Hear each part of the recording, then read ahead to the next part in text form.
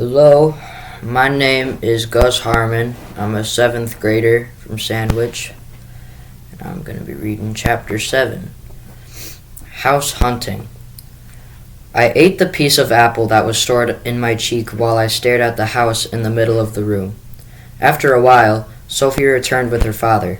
"See, Dad," she said, running to my cage. "It's Humphrey. Isn't he cute?"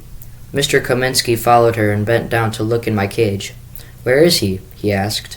I poked my head out of my sleeping hut. Mr. Kaminsky chuckled. "Oh, there he is. Hi, Humphrey." Hi to you," I said. Sophie showed him my water bottle, my wheel, my ladder, and my sleeping hut. I hopped on my wheel to show her father how fast I could spin. I could tell she was enjoying herself until his phone rang and he had to answer it. After he'd left the room, Sophie was very, very, very quiet. "Business," she muttered. I'm not sure exactly what business it was, but it didn't sound like a good thing. A few minutes later, Mr. Kaminsky appeared in the doorway. He was still talking on the phone, but he motioned for Sophie to come with him, and then moved his hand to his mouth, as if he were eating. "Dinner time, Humphrey," she said. Sophie nicely checked to see that there was food in my dish, and then hurried out of the room. She wasn't gone for long. "So, Timothy got sick, and Mom says he has a temperature, and Dad went out to get him medicine," Sophie said. "I watched TV, but you know what? I missed you, Humphrey, because you are my best friend." "That's great," I squeaked. "You always listen to me," she continued. "You are never too busy. You don't have to go to work, or write reports, or take care of babies." It was all true, except the part about writing. I write my reports, even though no one in room 26 sees them. "So maybe you'd like to hear my paragraph," she said. "Of course," I said. "If I could be a pretty parrot, I'd fly across the ocean to the magical island of the parrots," she read. "I could tell my parrot pals about my day at work and my friends in room 26, and they'd all listen. Then they would tell me what it's like to live high in the treetops and be able to fly, and about their parrot classes. And I would listen. That would make me happy because sometimes people don't listen to me." She stopped reading and turned to me. "What do you think, Humphrey?" "I think you have a wonderful imagination," I squeaked. She giggled at my squeaks, but now I knew how much it bothered Sophie that her parents were too busy to listen. She talked a lot that evening, and I listened. Later, when she went to bed, her mom, carrying the blanket with Timothy inside, tucked her in with a kiss. Of course, Timothy went, "Wah, wah," and Miss Kaminsky hurried out of the room. The next morning, things hadn't changed much. Sophie's father was writing his report. Her mother was taking care of Timothy, who seemed to cry more than he slept. Sophie sat next to my cage and talked, and talked, and talked. I was glad to listen, but I have to admit, my small hamster ears were getting tired. Luckily, Carter George came over to visit. "Look, there's his wheel that he loves to spin on, and he has a sleeping hut, a water bottle, a food dish, and a ladder to climb. Plus he can roll around in his hamster ball," Sophie explained. Carter nodded. "I'm sorry your class doesn't have a classroom pet," she continued without stopping to take a breath. "You could have a hamster, a guinea pig, or a bunny, or even a frog like Og. He's so funny. Would you like a classroom pet?" Carter nodded. "Which pet would you like?" Carter shrugged. "Did I ever tell you about my dream where I went to the island of the parrots and we could talk to each other? I'm writing about it now," she said. "Do you like parrots?" Carter nodded. Sophie was finally silent for a moment. Then she asked, "Don't you have anything to say?" "Not really," Carter said. "I'm not much of a talker." So Sophie took me out of my cage and over to the dollhouse. Carter laughed when I went to the bathtub and then scurried to the bed. That little bed was so soft and cozy. Then Sophie put me back in my cage while she and Carter left to play a game. I have to admit, I was ready for a nap. So I darted to my sleeping hut. It was cozy, but I kept looking at the dollhouse and that really, really, really soft bed. I stared at it until I went to sleep. I must have dozed a long time, because when I woke up, Sophie was going to bed. "Good night, Humphrey," she said with a yawn. I'm happy to say that Sophie does not talk in her sleep. The next morning, Sophie's mother came into the room without Timothy. "I'm sorry, this hasn't been a great weekend for you," she said. "Timothy's been so fussy, I think he has a cold. It's very hard for babies when they have a cold." I have colds sometimes, Sophie said. Yes, but babies can't tell you what's wrong, so that's a worry, her mom said. And I can't make chicken soup for him the way I do for you. I was happy when Miss Kaminsky gave Sophie a hug. Are you having fun with Humphrey? She asked. Sophie nodded. Yes, I'd like to get a pet of my own. Miss Kaminsky nodded. I know, but I think it would be better to wait until Timothy's a little older. I could tell how disappointed Sophie was, although I'm not sure how much I'd enjoy a visit to her house if she got a large dog or cat. Do you have homework? Miss Kaminsky asked. Sophie started to tell her about the island with the parrots, but she didn't get to finish. Wah, Timothy cried. Miss Kaminsky jumped up. I've got to see what's wrong, she said. Your dad has to finish his report by tomorrow. But it's the weekend, Sophie complained. Dad's boss doesn't believe in weekends, Miss Kaminsky said. Come with me. Sophie did leave with her mom, but I think she would have liked to sit and talk some more, without Timothy. When I see my classmates having a problem, I always try to help them, so I hopped on my wheel and started spinning, thinking about what I could do. I wanted to tell the Kaminskys that Sophie needed someone to listen to her. I knew she loved the baby, but she felt left out. My problem was that I couldn't tell them, because even though I understand humans, they don't understand me. If I said, please help Sophie by spending time listening to her, they would all hear, squeak, squeak, squeak. How could I get their attention? Then I thought of a plan. It was a risky plan, because I didn't want any humans to discover my lock that doesn't lock. If they did, they'd probably fix it. And where would I be? Stuck in my cage forever. Still, Sophie needed my help, and I did not want to go back and explore the little house some more. And I did want to go back and explore the house some more. On Sunday afternoon, Sophie worked on her report, but that didn't keep her from talking. She wrote for a while and then said, Humphrey, do you think there are some pink and purple parrots? I've never seen one, but parrots come in all colors. Oh, I wish I could really talk to them. Then she wrote some more. Humphrey, which do you like better? I first wrote, pretty parrot. Then I wrote, gorgeous parrot. But now I might have to change it to stunning parrot, or even splendid parrot. But what do you think? I'm not sure, I squeaked back. I liked them all. I hope she didn't think I actually liked parrots, but I liked that she wrote about them.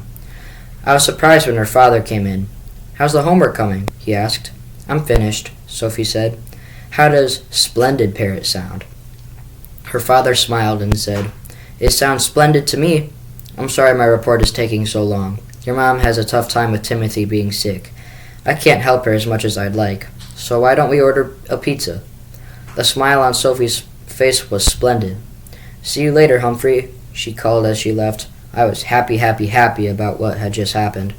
I realized that I hadn't seen everyone in the family all together in one room so far. I crossed my toes and hoped my plan would work. I don't know how long it would take to eat pizza, but I took a chance and jiggled the lock that doesn't lock on my cage. The table my cage was on had a smooth leg to slide down. I scurried over to the dollhouse and went into the living room.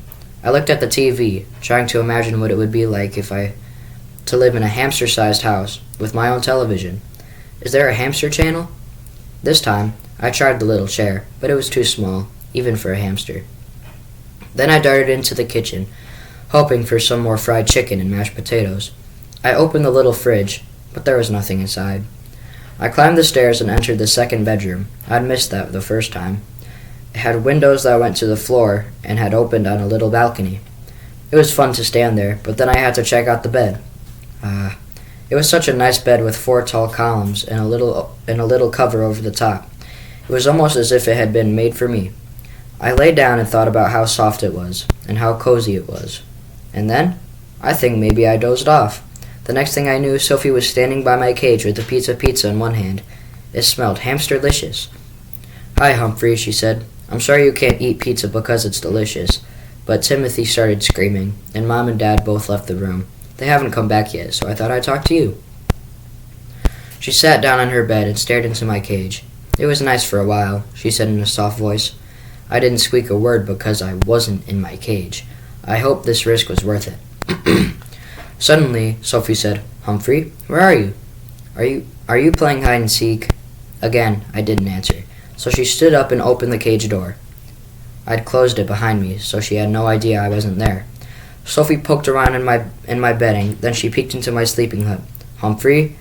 Humphrey!" she cried. I didn't move a muscle. She raced to the door. "Humphrey's gone!" she wailed.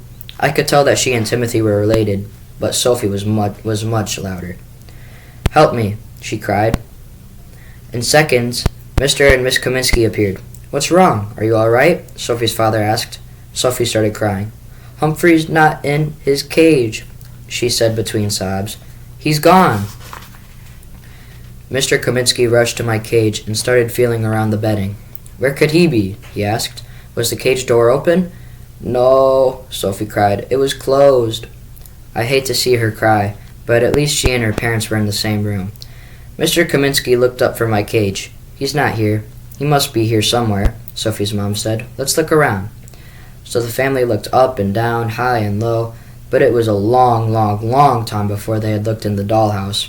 "He's gone! Humphrey's gone!" Sophie howled. "And it's all my fault. Everyone in class will be mad at me, even Miss Brisbane." Her father tried to calm her down between her tears.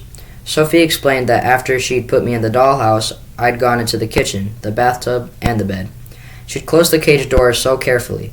Miss Kaminsky came over to the little dollhouse, leaned down, and that was it. She started to laugh. I hadn't heard her laugh before. "Humphrey's having a nice little nap right here," she said. "Come on, Sophie, look in the bed." Sophie rushed over, and her wails turned to giggles. "Oh, Humphrey," she said, "I thought you'd run away. Everyone in room 26 would be upset, and I'd be upset." She started to cry again. "It's all right," her dad patted her shoulder. "How did he get out?" she asked. "I've heard hamsters are pretty good at escaping their cages," Mr. Kaminsky said. He was right about that. Sophie picked me up, and then it happened. "Wham! Wham! Wham!" "I'll get him," Miss Kaminsky said. "Let him cry for a little bit," Mr. Kaminsky said. "I think I should check on him," Sophie's mom said, heading toward the door. All you care about is Timothy. You don't ever want to talk to me. You don't even care about Humphrey," she cried. Sophie had me cupped in her hand, and I could see the look on her mother's face. "Oh, Sophie, you know how much we love you," she said. "You're our first baby," her dad said, "and we couldn't love you more." They both hugged Sophie while Timothy screamed in the background. "Timothy's having some problems," Miss Kaminsky said, "but he'll be better soon." "I'll go get him," Mr. Kaminsky said. Sophie's mom smiled. "I have a better idea, Sophie. Why don't you get Timothy and bring him here? After all, you're his big sister. You know how to pick him up carefully." Sophie wiped away her tears. "All right." Mr. Kaminsky gently put me back in my cage and closed the door. He checked the lock and said, "It's latched tightly." Humans always think that. Thank goodness. Sophie returned a minute later, carrying the crying blanket. At least the crying was softer now. "Look, Timothy," she said, "this is Humphrey the hamster." She walked over to the cage and held the blanket up. I thought quickly and hopped on my wheel. "Hi, Timothy," I squeaked. "Watch me spin on my wheel." And then the most amazing thing happened. Timothy stopped crying and stared at me, so I kept spinning.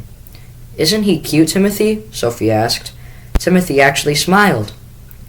"Look, Humphrey, he likes you," Sophie said. Mr. and Miss Kaminsky began to laugh.